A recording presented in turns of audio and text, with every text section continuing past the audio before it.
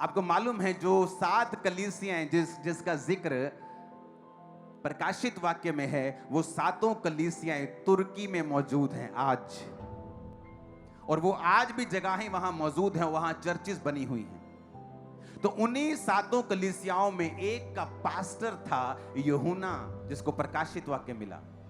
और जब वो वहां पर इफिसुस में प्रचार कर रहा था और लोग उसकी फॉलो करने लगे थे, और हजारों लोग उसको फॉलो करने लगे थे, क्योंकि वो परमेश्वर का चेला था और उसके द्वारा परमेश्वर ने मिरेकल्स किए थे, और वो परमेश्वर के सुसमाचार को और उसकी गवाही को बताता था कि वो जी उठा। तो इससे भय खाकर रोमी अंपायर ने, उससे राजा ने भय खाया और 95 एडी में उसको बुलाया और जलते तेल में डाला, और वो जब नहीं मरा तो उससे वो डर गए और उसे पतमुस नामक टापू के ऊपर छोड़ दिया गया। ये पतमुस नामक टापू आज के देश, जो आज जहां पे है, उस देश का नाम है ग्रीस। तो उन टापुओं के ऊपर वो लोग उनको छोड़ देते थे, और वो जो कैदी थे सारा टापू घूम सकते थे, लेकिन उस टापू के ऊपर जिस तरह कैदियों को जेल में सरकार द्वारा खाना दिया जाता है, वहां पर उनको खाना नहीं दिया जाता था। तो मोस्टली जो कैदी पतमुस नामक टापू के ऊपर भेज दिए जाते थे, थोड़े ही महीनों के अंदर अंदर कम खाना खाने की वजह से उनकी डेथ हो जाती थी, वो कमजोर पतले हो जाते थे, फिर वो मर जाते थे। तो इसलिए कि यूहन्ना को वहां पे डाल दिया गया कि हम इसको वैसे मार नहीं पाए, तो ये अपनी मौत वहां पे मरे, और उनको मालूम था कि कुछ ही हफ्तों और महीनों में यूहन्ना वहां पे जाएगा, क्योंकि वो बूढ़ा हो चुका है। लोगों के हिसाब से वो पनिशमेंट के नीचे है, वो दुखी हो रहा है, उसको हमने नप लिया, उन्होंने दब लिया, पर वो एक ग्रेटेस्ट काम करने जा रहा है। इमेजिन वहां पे क्या हुआ। वहां पे प्रकाशित वाक्य नाम की दुनिया की सबसे उत्तम, दुनिया का सबसे उत्तम अध्याय, दुनिया की सबसे उत्तम पुस्तक की सबसे उत्तम पुस्तक वहां पे लिखी जानी थी। उन 18 महीनों के पीरियड में यूहन्ना ने वहां यीशु मसीह को साक्षात देखा और उस पुस्तक को लिखा। जिस जगह यूहन्ना ने दर्शन पाया, उस गुफा की पिक्चर है मेरे पास, वो दिखाना जरा। इस जगह यूहन्ना ने परमेश्वर के प्रकाशित वाक्य को पाया था। इमेजिन करो वो ग्लोरी कि उस केव में परमेश्वर आपको दर्शन दे रहे हैं, और वहां अगर आप केव को जाके घूमेंगे तो वहां पे केव में जब यीशु मसीह ने दर्शन दिया था, वहां 3 दरारें आ गई थी केव में। उस गुफा में 3 दरारें हैं, बाप, बेटा, पवित्र आत्मा।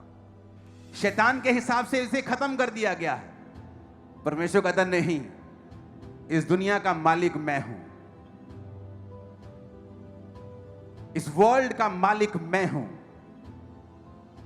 कुछ भी मेरी मर्जी के बिना नहीं होता है।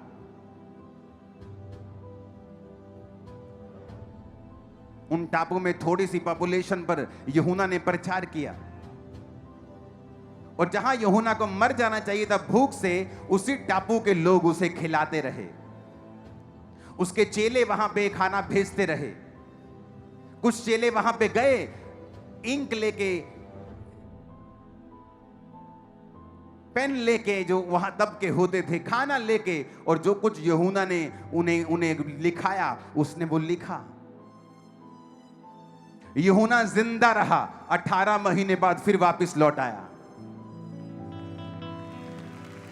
और फिर अपनी पूरी उम्र भोग कर वो मरा और परमेश्वर में सो गया।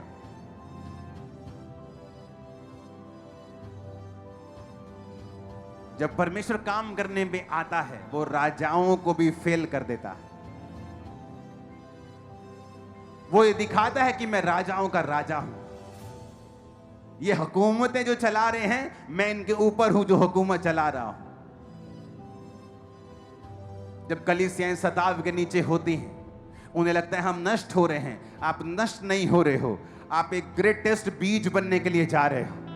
छत्तीसगढ़ की कलीसिया, मध्य प्रदेश कलीसिया, पंजाब कलीसिया, राजस्थान कलीसिया, आप एक बीज बनने जा रहे हो ग्रेटेस्ट हाइट के लिए, जो परमेश्वर तैयार कर रहा है। मैं आपको बता रहा हूं,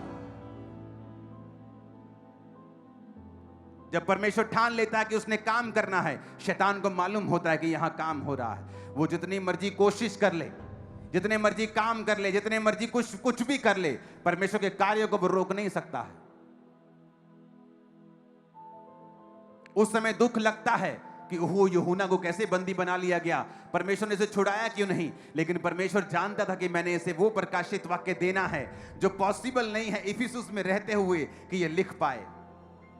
तो परमेश्वर ने उस टापू में उसे भेजा जो बियाबान था, जो सुनसान था, जहां बहुत ही कम आदमी थे, बहुत कम खाने नाम की कोई चीज नहीं उगती थी वहां पे, बहुत कम खा खा कर कहीं कहीं से कुछ खा लिया, कोई मछली खा ली, कहीं कोई नारियल पी लिया, तो लोग स्टारवेशन से, भूख से और कमजोर होकर वहां पे मर जाते थे।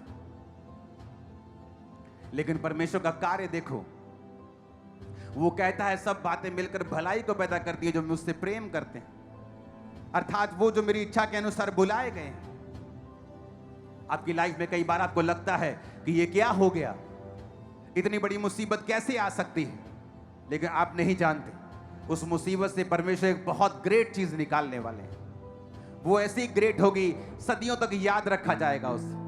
वो ऐसी ग्रेट होगी जबकि 7 पीढ़ियों तक, 1000 पीढ़ियों तक जाएगी। वो ग्रेटनेस ऐसी आपकी स्पिरिट में परमेश्वर डाल देगा। जो श्राप आपकी जनरेशन से चलता आ रहा था, अब आपकी लाइफ में जो डीएनए वो चेंज हो चुका है, जो सक्सेस का डीएनए आपकी लाइफ में परमेश्वर डाल चुका है, वो जब तक यीशु मसीह नहीं आएंगे, चाहे 1000 पीढ़ियां हो, अब वो पीढ़ी दर पीढ़ी आपकी लाइफ से जाएगा। क्या ये छोटी बात है चर्च? नहीं, ये छोटी बात नहीं है, क्योंकि परमेश्वर जो कर रहा है वो बड़ा है। जो आपकी लाइफ में वो कर रहा है वो बड़ा है। आपको स्पिरिचुअल आईज ओपन करनी होगी और परमेश्वर के सामने देखना होगा, क्योंकि वो आपकी लाइफ में उस छोटे से दुख से, उस छोटी सी पीड़ा से, उस छोटी सी परसिक्यूशन से जो आपकी लाइफ में हो रही है, वो बड़ा कुछ करने के लिए जा रहा है। लोग निराश हो जाते हैं, उनकी लाइफ में थोड़ा सा दुख आता है, परमेश्वर के लिए थोड़ी सी परसिक्यूशन आती है, वो निराश हो जाते हैं, उनका नेचर चेंज हो जाता है, क्योंकि वो परिपक्व नहीं है। वो जानते नहीं हैं कि परमेश्वर ने उनके चैप्टर को बंद नहीं किया। हालेलुया। वो एक नई स्पीड के लिए उसने किया। उसने थोड़ी देर के लिए आपको रोका है, आपकी सर्विस करने के लिए। उसने थोड़ी देर के लिए आपको स्टॉप किया है, आपको कूल करने के लिए। आप डबल स्पीड से आगे भागने वाले हैं। और आमीन खड़कने वाला चाहिए शैतान के कानून।